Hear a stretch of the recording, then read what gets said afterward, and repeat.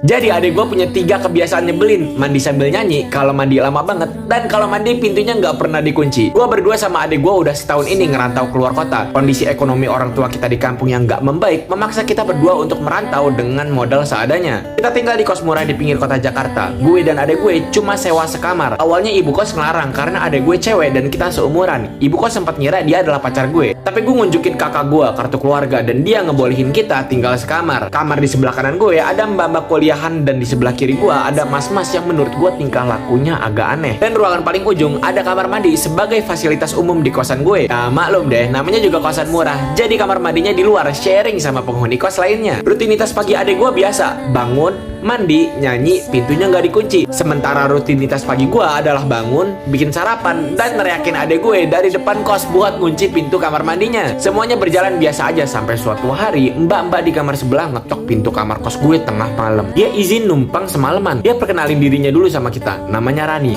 Dia tinggal setahun lebih dulu daripada kita dan dia mulai cerita tentang keanehan mas-mas tetangga kita ini. Entah kenapa si Rani sering banget ngerasa diikutin sama mas-mas ini kalau dia lagi mandi. Entah si masnya pura-pura ngejemur atau sekedar ngerokok di depan kamar kosnya. Rani berusaha nggak curiga dan nyimpen ini sendirian sampai akhirnya malam ini ketika Rani lagi sibuk ngerjain tugas kuliahnya, dia lihat ada bayangan mondar-mandir di depan jendela kamarnya Rani. Rani gak asing dengan bentuk bayangan dan posturnya. Cuma satu cowok yang punya kriteria itu, dan cowok itu adalah mas-mas tetangga kita. Ada kali 5 menitan bayangan itu bolak-balik sampai akhirnya bayangan itu berhenti di antara jendela dan pintu kamar Rani. Bayangan itu menghadap ke kamarnya dan memajukan kepalanya seakan mau ngintip dari celah-celah pintu. Rani takut banget. Ini pertama kalinya dia begadang dan yakin si mas-mas ini ngelakuin setiap malam, cuma baru aja ketahuan. Jadi si Rani berusaha ngeluarin suara, entah batuk, entah nyanyi, atau sebagainya, seakan-akan Rani ini masih bangun. Bayangan itu pun pergi. Akhirnya Rani keluar, ngetok kamar gue, dan numpang nginep semalaman. Jujur gue sih dengernya nggak begitu kaget ya, karena gue udah curiga sama mas-mas ini dari pertama kali gue pindah ke sini. Paginya Rani berterima kasih dan nyarinin satu hal, jagain adek gue, terutama ketika dia nggak ngunci pintunya pas mandi. Hari-hari berlalu, adek gue tetap ngelakuin kebiasaan yang sama, nggak pernah ngunci kamar mandi dan harus selalu gue ingetin. Ini jadi sering nginep di kamar gue dan hal ini akhirnya ketahuan sama ibu kos. Kita pun cerita yang sebenarnya, bla bla bla dan bla. Untungnya ibu kos itu ngertiin kita. Sayangnya kita belum punya bukti yang kuat sehingga ibu kos itu nggak bisa ngeluarin mas-mas itu. Lagi pula mas-mas itu udah jadi pelanggan setianya ibu kos lebih dari 5 tahun. Ibu kos akhirnya ngasih solusi baru.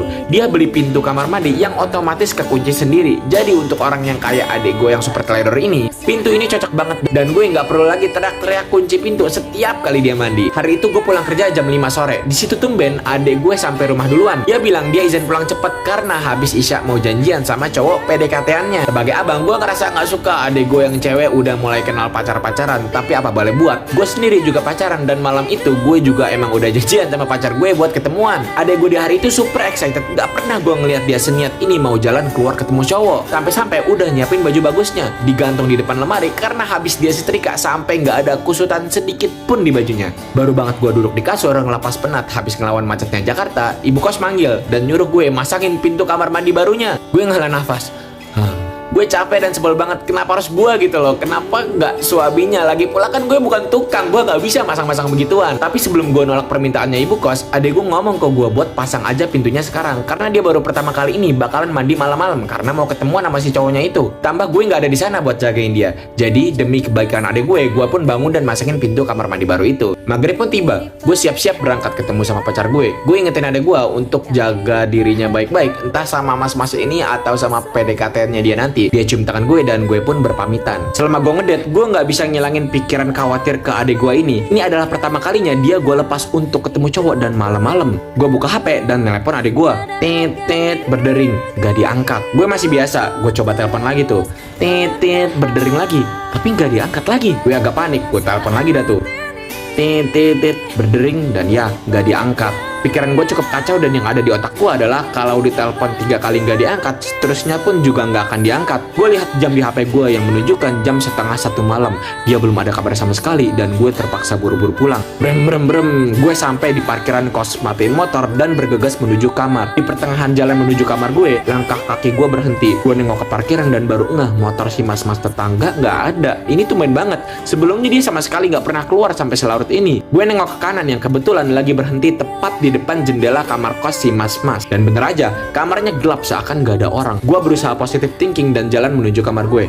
Rek, suara gue buka pintu cepet-cepet karena dalam posisi panik. Ngek. Pintu kamar kos kebuka dan belum ada adik gue di situ. Jantung gue kerasa mau copot. Kemana dia sampai jam segini belum pulang? Siapa sih emangnya cowok PDKT-annya? Kok sampai nggak ada kabar? Gue nyalain lampu kamar dan gue berdiri kaku menghadap lemari. Ngeliat baju bagusnya masih tergantung dengan rapih tanpa sedikit kusut di bahannya seakan belum pernah dipakai. Gue membalikkan badan, mata gue tertuju ke meja di samping kasur tempat dia biasa naruh HP, dan disitulah HP-nya dengan 3 notif telepon tak terjawab dari nomor gue. Gue lari keluar kamar kos dengan niat nyari ke tempat kerjanya, dan langkah kaki gue berhenti ketika ngeliat pintu kamar mandi tertutup dengan posisi lampu menyala. Gue berjalan perlahan menuju kamar mandi. Gue tarik nafas dan buka pintunya, dan disitulah dia, adik gue, terbaring lemas tak bernyawa.